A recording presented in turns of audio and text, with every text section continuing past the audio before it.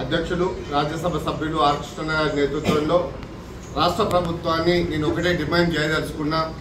ఎందుకంటే నిరుద్యోగుల పక్షాన రాజీవ్ యువ వికాస్ అని చెప్పేసి మరి ప్రతి చదువుకున్నటువంటి నిరుద్యోగులకు సెల్ఫ్ ఎంప్లాయ్మెంట్గా BC, SC, ST, minority, economical backward క్లాస్కు కూడా పెట్టడం జరిగింది. ఇప్పటికీ రాష్ట్ర ప్రభుత్వము ఒక 400 కోట్లు బ్యాంకులలో డిపాజిట్ చేసి పెట్టింది.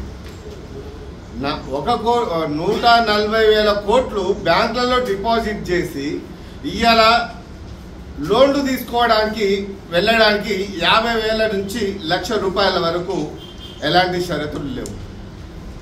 తర్వాత 2 లక్షల నుంచి 4 లక్షల వరకు తీసుకోవాలంటే సిబిల్ అనేది అసలు సిబిల్